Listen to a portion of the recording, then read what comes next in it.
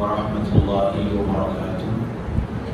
الحمد لله رب العالمين والعاقبة للمتقين والصلاة والسلام على رسوله الأمين وعلى آله وصحبه أجمعين ومن تبعه بإحسان إلى يوم الدين. أما بعد، فأعوذ بالله من الشيطان الرجيم. يا أيها المدثر قم فأنذر وربك فكبر وثيابك فطهر والرجز فاهجر. محترم حضرات و خواتین، رسول اللہ صلی اللہ علیہ وسلم کی مبارک زندگی کو معلوم کرنے کے لیے ہفتے میں ایک مرتبہ نماز عشاء کے بعد مسجد ہدا میں ہم مل بیٹھتے ہیں تاکہ ہم اپنے نبی کی زندگی کو معلوم کریں اور آپ کی زندگی سے حاصل ہونے والے اسباب کے مطابق اپنی زندگی کو ڈھالنے میں ہم سب کامیاب ہو جائیں. اللہ اس عظیم مقصد میں ہم سب کو کامیابی عطا فرمائے. ہماری اس نشست اور بیٹھک کو پروردگار ہم سب کے حق میں ذخیرہ آخرت بنا دے. جنت الفردوس میں بھی اللہ ہم سب کو جمع فرمائے. اللہ کی خاطر نماز عشاء کے بعد تھوڑی دیر اللہ کے دربار میں جو ہم وقت نکالتے ہیں، اللہ ہمارے اس وقت کی قربانی کو قبول فرمائے. اس کے بدلے دنیاوی اور اخروی سعادتوں برکتوں سے اللہ ہم سب کو مالا مال فرمائے. آمین.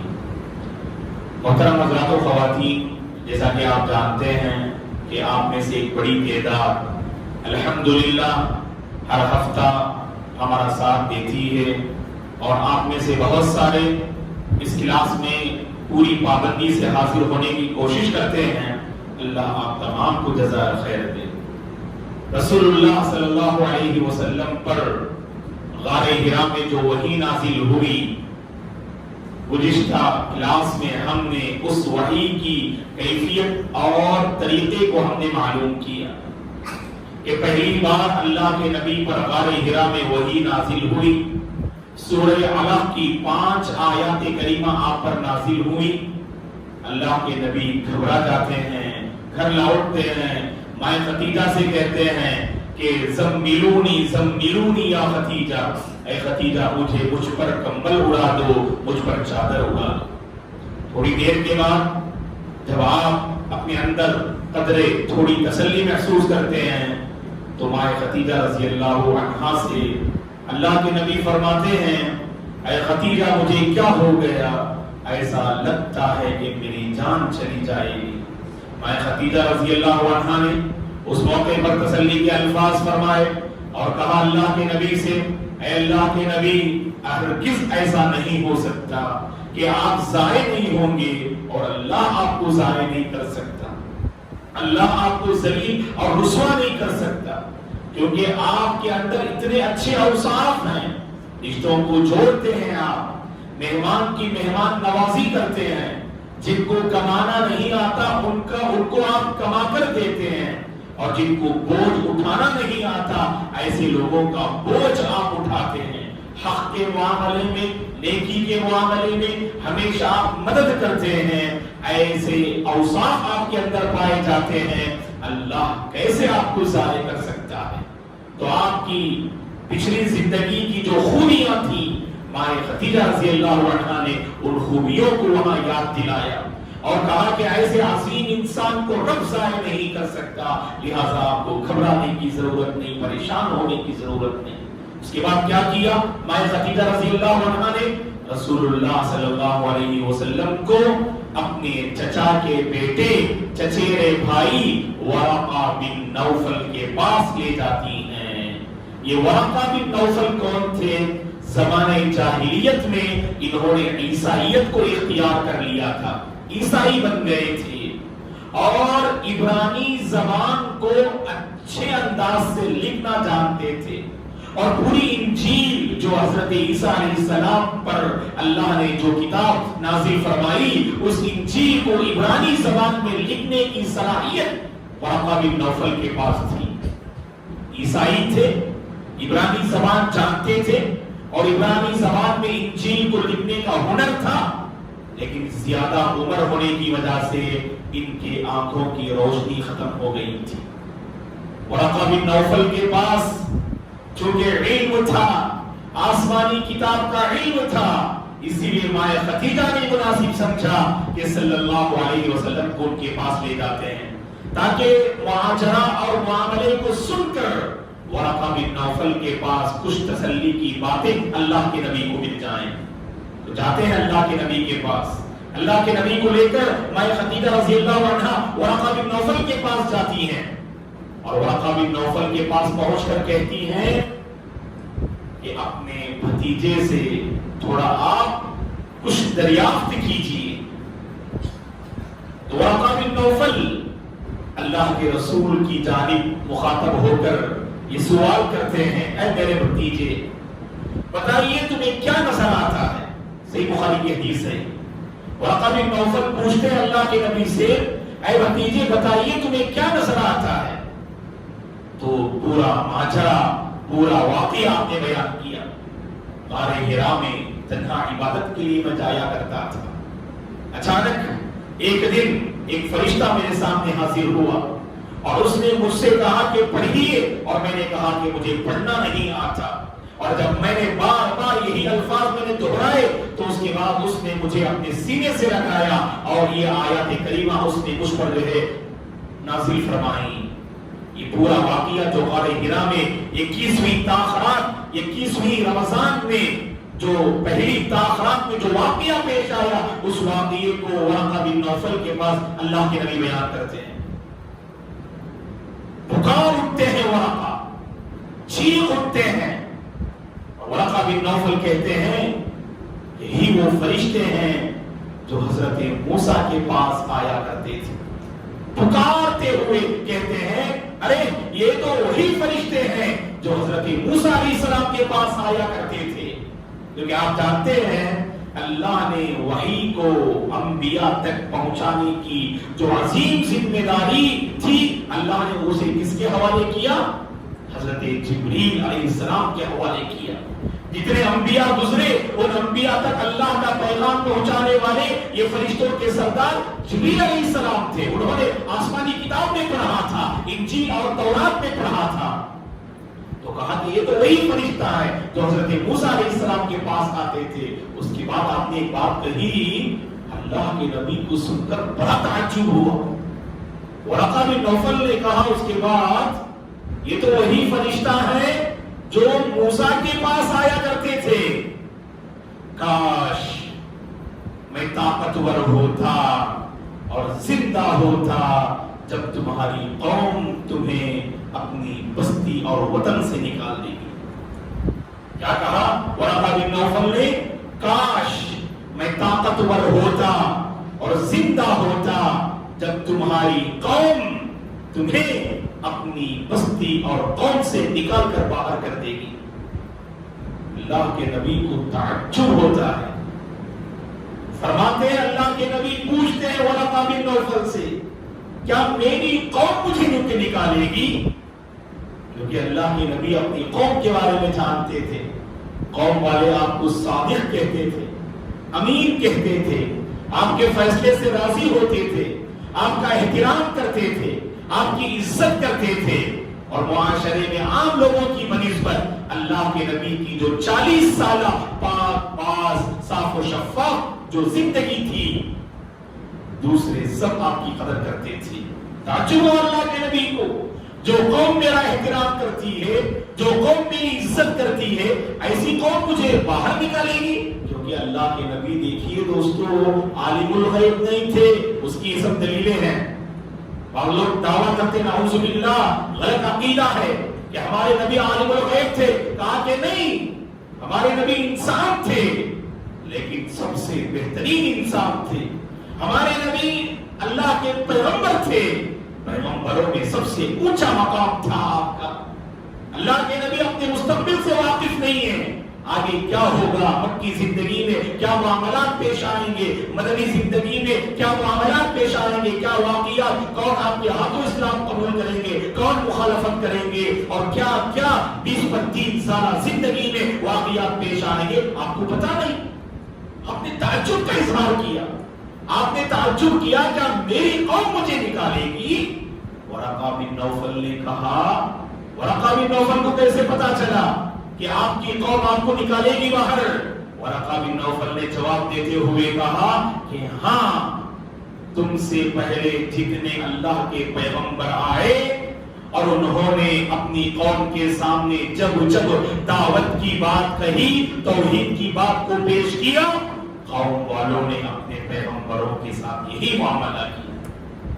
اور پوری تاریخ اللہ نے آسمانی کتابوں میں بیان کیا، جیسے قرآن مجید میں ہے نا، نبی نوح کی دعوت، نبی ہود کی دعوت، نبی صالح کی دعوت، نبی شعیب کی دعوت، نبی موسیٰ اور لوط کی دعوت علیہ السلام، نبی ابراہیم علیہ السلام کی دعوت۔ تو اس طرح پچھلی آسمانی کتابوں میں اللہ نے دیگر پیغمبروں کی دعوت اور ان کی قوم والوں نے ان کے ساتھ جو معاملہ کیا، ساری باتیں موجود تھیں۔ ورقہ نے پڑھا تھا اور ورقہ کو معلوم ہوا کہ جب بھی پیغمبر توحید کا جو ہے نعرہ لے کر کھڑے ہوتے ہیں، قوم والے سب سے زیادہ اس پیغمبر کی مخالفت کرتے ہیں۔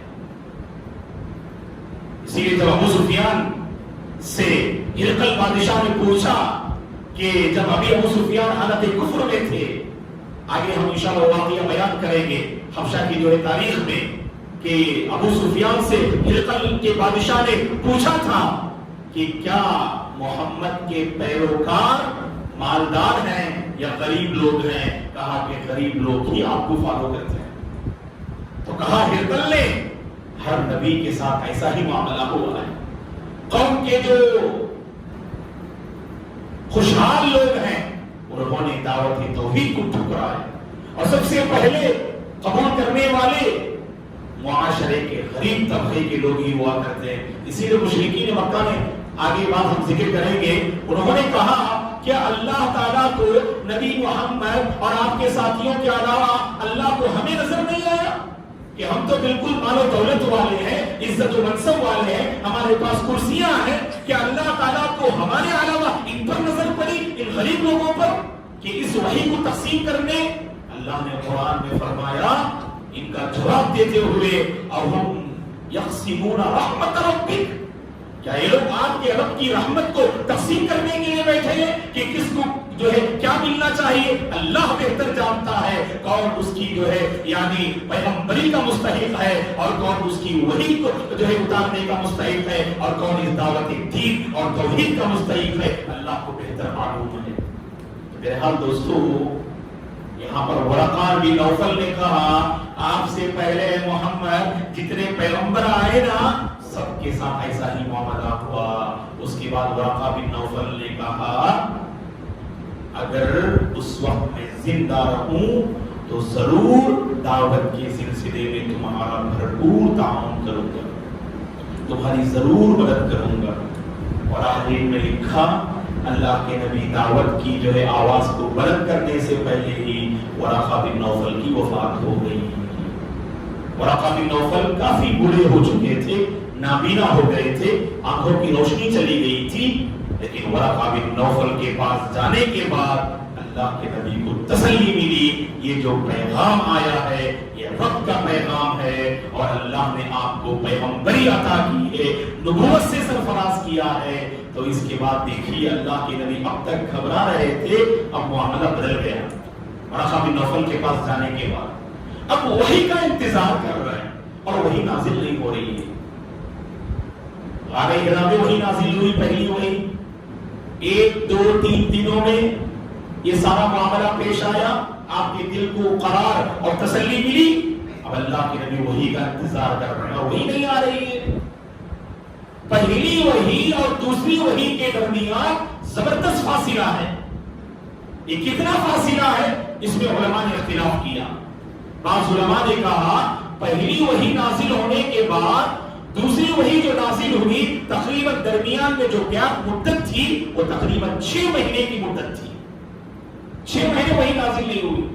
اس درمیان اللہ کے نبی کافی پریشان تھے، اور اہل السیر سیرت لکھنے والوں نے اپنی کتابوں میں لکھا ہے اللہ کے نبی بہت زیادہ گھبرا گئے، کہیں میرا رب مجھ سے ناراض تو نہیں ہو گیا، کہیں میری گھبراہٹ کی وجہ سے اللہ تعالیٰ کی ناراضگی کا میں مستحق تو نہیں بن گیا، کہیں مجھے پیغمبری سے محروم تو نہیں کر دیا گیا۔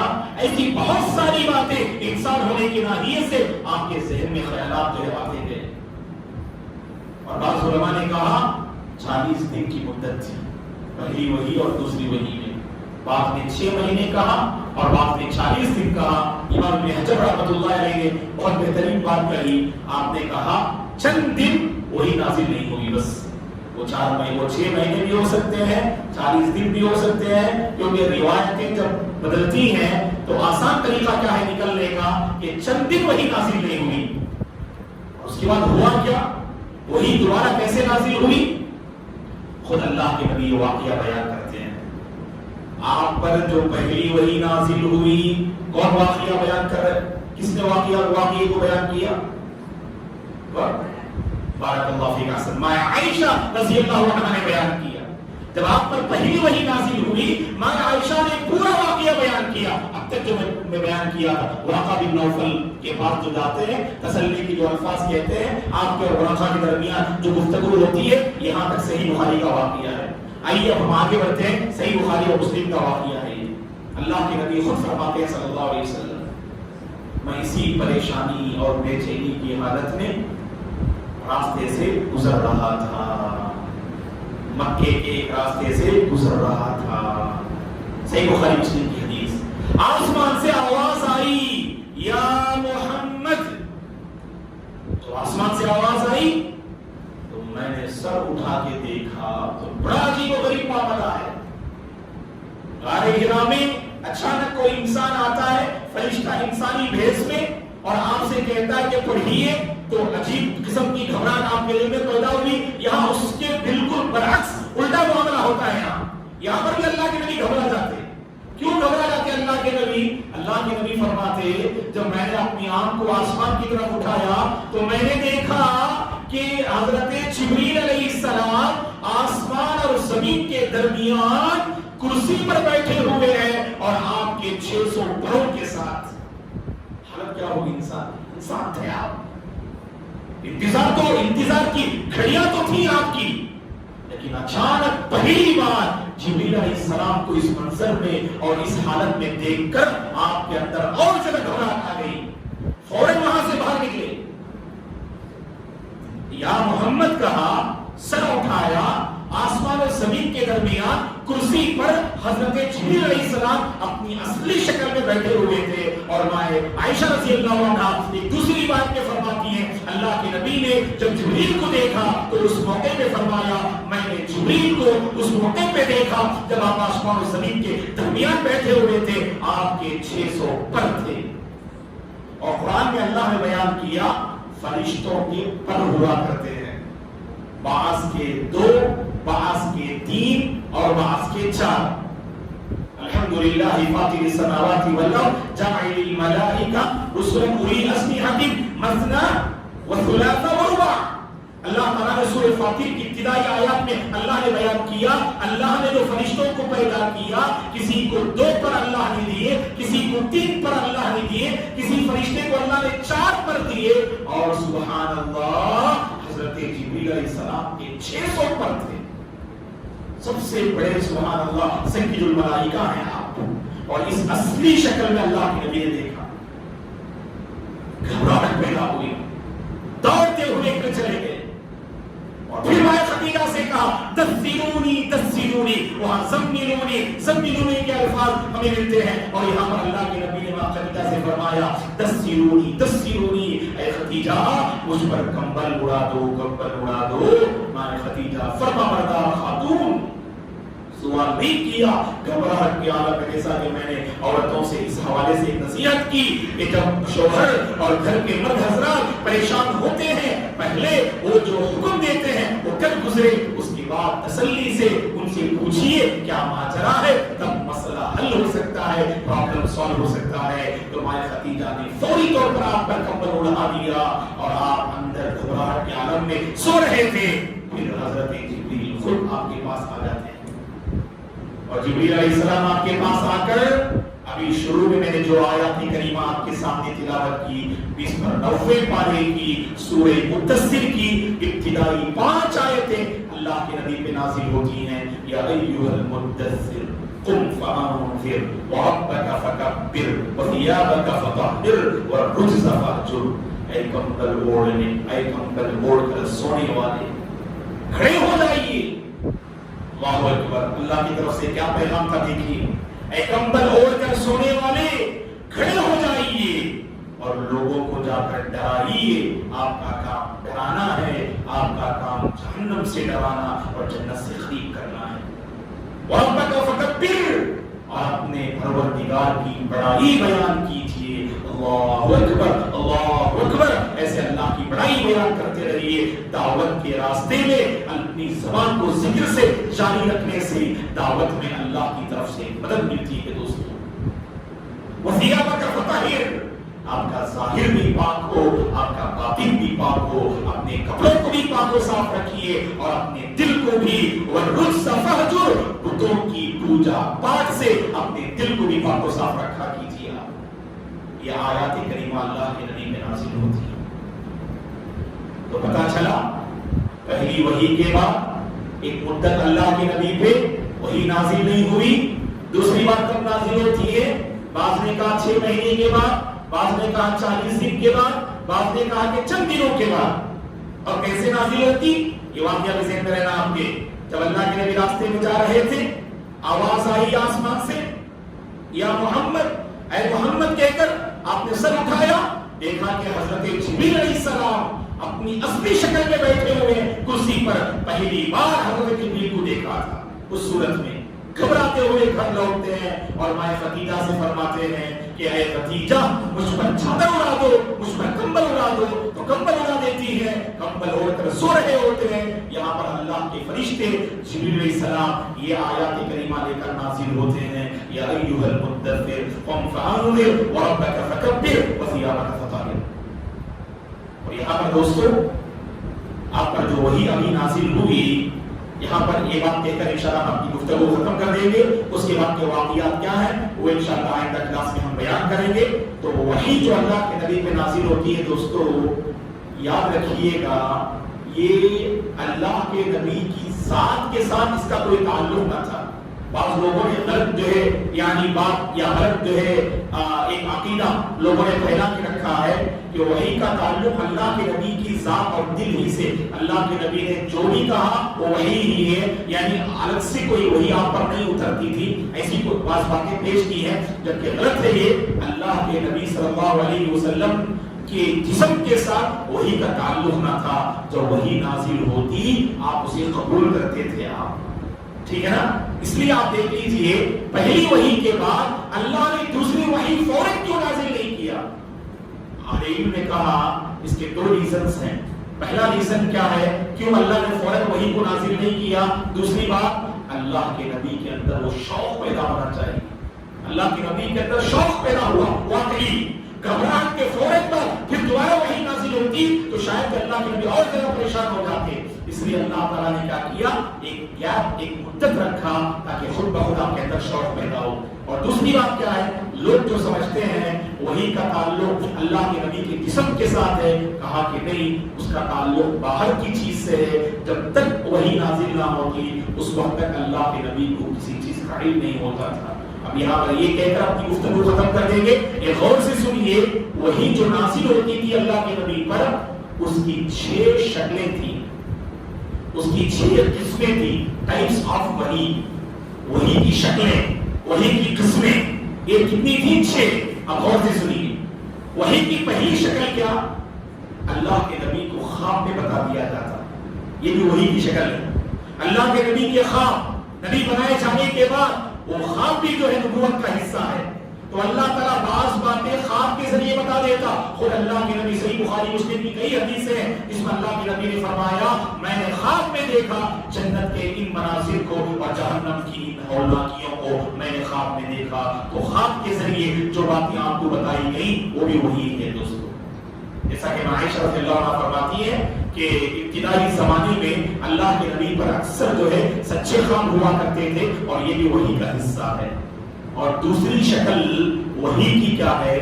باقاعدہ کوئی فرشتہ آتے ہوئے نظر نہیں آتے، بس اللہ کے نبی کے دل میں وہ بات ڈال دی جاتی. جیسے دلیل کیا؟ ایک حدیث ہے، اللہ کے نبی نے فرمایا اپنے صحابہ کے سامنے، ابھی ابھی میرے دل میں یہ بات ڈالی گئی ہے. مطلب کوئی فرشتہ وہاں پر باقاعدہ نظر نہیں آتے، اللہ کے نبی کے دل میں اللہ تعالیٰ اس میسج کو ڈال دیتا. تو اللہ کے نبی نے فرمایا ابھی ابھی میرے دل میں یہ بات ڈالی گئی ہے کہ کوئی شخص ایسا نہیں ہے اس روئے زمین میں کہ اس کی موت اس کی روزی روٹی حاصل کرنے سے پہلے آ جائے. ہر انسان کی موت اللہ نے جو روزی روٹی رکھی ہے آپ کی اتنا ضرور حاصل کریں گے. آپ زیادہ آپ پریشان مت ہو جاؤ، آپ غلط راستوں کو تلاش مت کرو. آپ اللہ کے نبی نے آگے فرمایا اچھی جو ہے روزی تلاش کرو، پاک روزی تلاش کرو. یہ اللہ کے نبی نے پیغام دیا کیونکہ تمہارے مقدر میں جتنی روزی تمہیں ملی ہے نا اتنی روزی ضرور مل کر رہے گی، اس کے بعد ہی تمہاری موت آئے گی. تو وحی کی دوسری شکل کیا؟ اللہ تعالیٰ دل میں بات کو ڈالتے تھے، یہ بھی وحی. اور وحی کی تیسری شکل کیا؟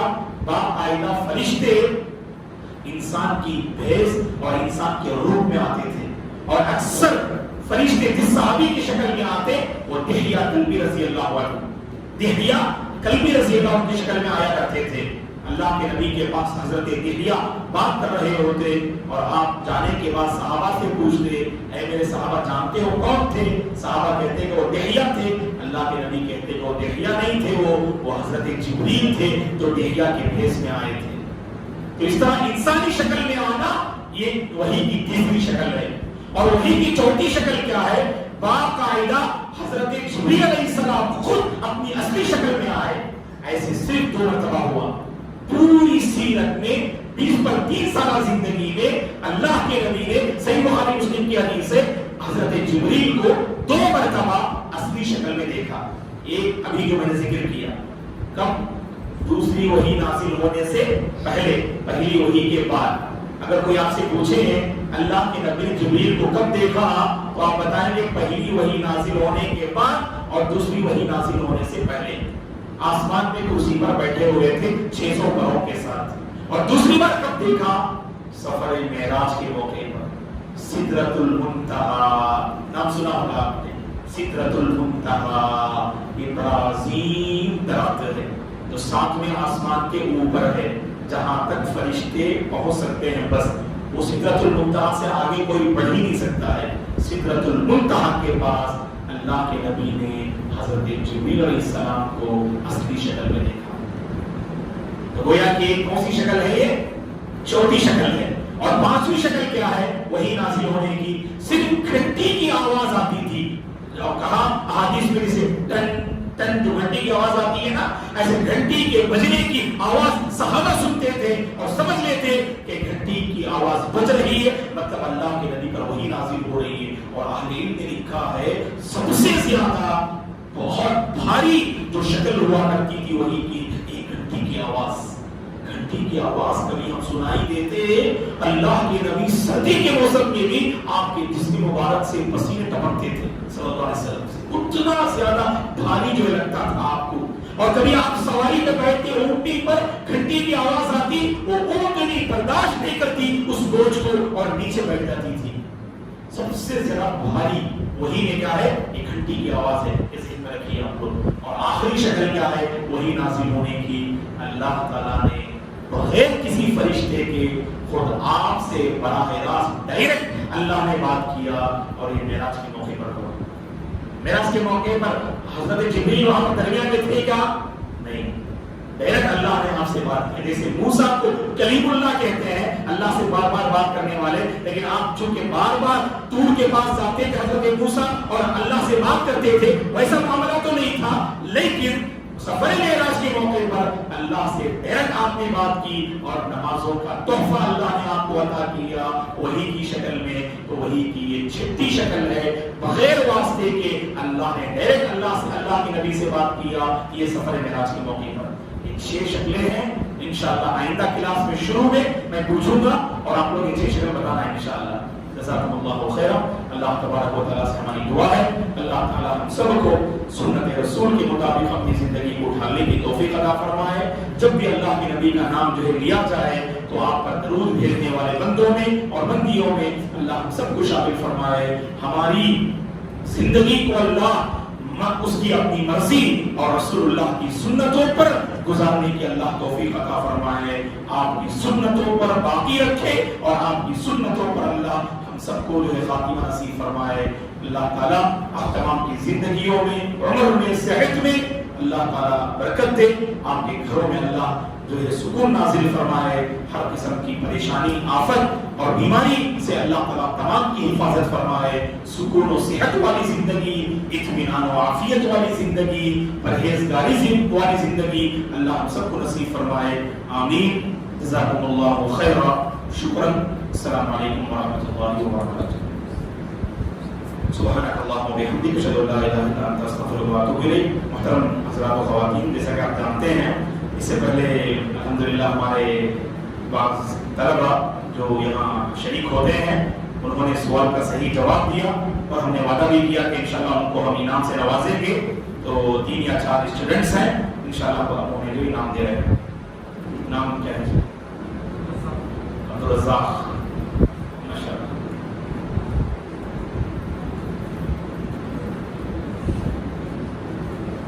अब्दुल रज़ाक। वालिद साहब का नाम जी? अब्दुल सलाम। अब्दुल रज़ाक बिन अब्दुल सलाम। माशाअल्लाह।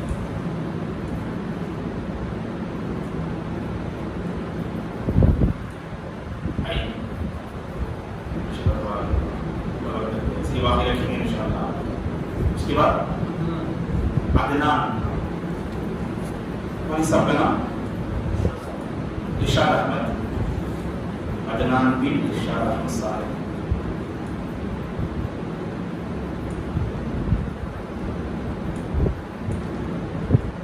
और इनाम सिर्फ बच्चों के लिए नहीं है, आप बड़े हज़रात भी जवाब दे सकते हैं इंशाअल्लाह। आप लोगों को इंशाअल्लाह इनाम से नवाजा जाएगा इंशाअल्लाह। जी आइए अदनान साहब। माशाअल्लाह बरकत दे, अल्लाह आपकी ज़िंदगी को और मुस्तक़बिल को रोशन करे। उनके बाद चाहने के बाद ठीक है। शुक्रान। सुब्हानकल्लाह।